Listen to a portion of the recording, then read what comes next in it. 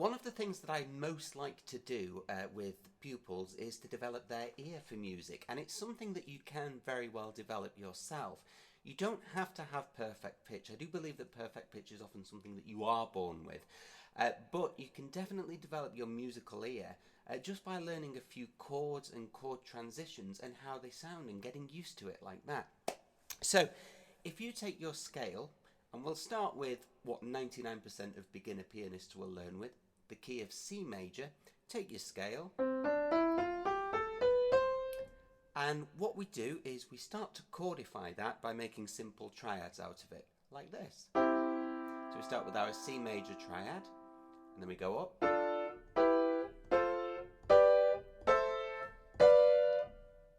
back to C. Now, 1, 4, 5 is a very, very good starting point for starting to develop your musical ear.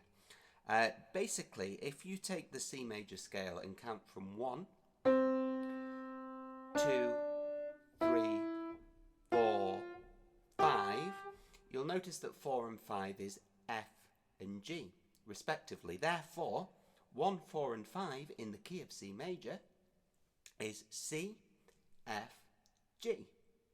And this is a real good structure, really, for an awful lot of music. So a lot of modern popular music uses this, but also a lot of older music uses this kind of structure as well. So basically music based around those 3 chords.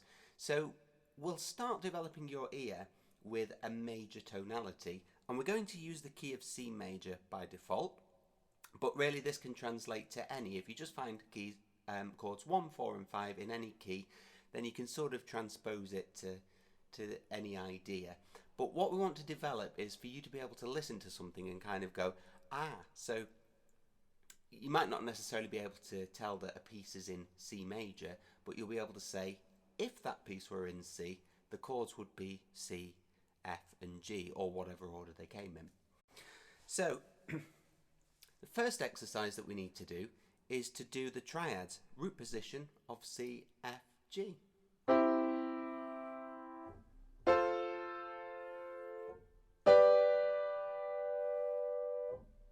We'll do that again.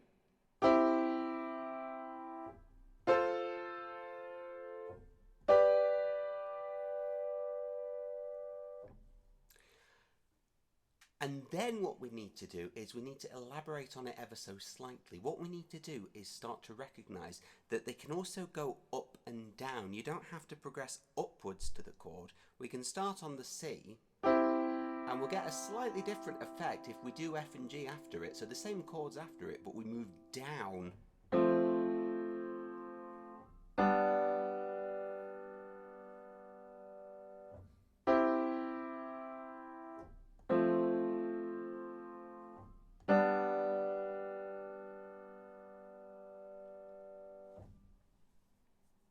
It's amazing how different it sounds by taking the exact same things but just playing around with the octaves ever so slightly. So that's what it sounds like if you go up to the F and the G and then down to the F and the G from the same C major chord based around the middle C. What we'll then do is we'll start to play around with the chord structure ever so slightly. So we can get different variations. Bear in mind there's only 3 chords here. So think about how it would sound in a slightly different order. If we went backwards, we'd have G, F and C.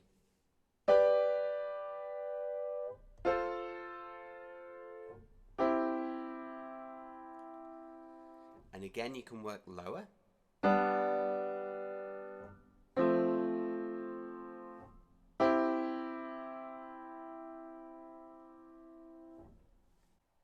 And then what you want to experiment with is just putting the chords in a slightly different order still. So rather than going backwards and forwards, going in a completely different order. So for example, F, C, G, which would sound something like this.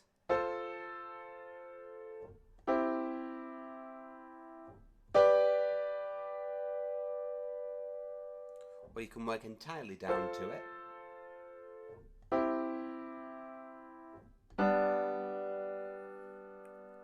or you can start lower.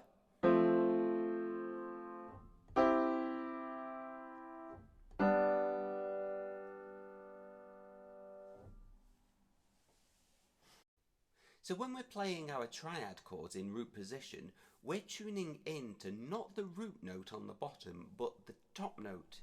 So in the chord of C major, the root position triad, it's the top note, the G, that we're most tuning into.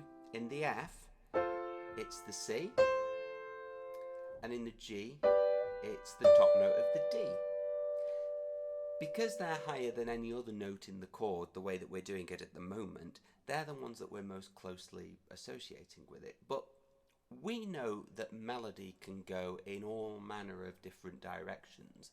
So what we need to start to do is to develop our ear just a little bit further by considering that it's not always going to be that note in the melody to coincide with that chord. If it is, then that's great, because then you can start to put melodies like this together.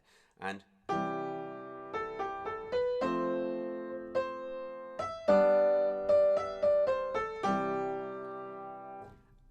now you can start to hear that 1, 4, 5, and then I went back to 1 structure.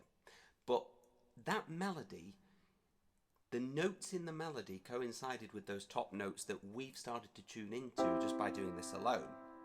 So what we're going to do now is push our ear even further.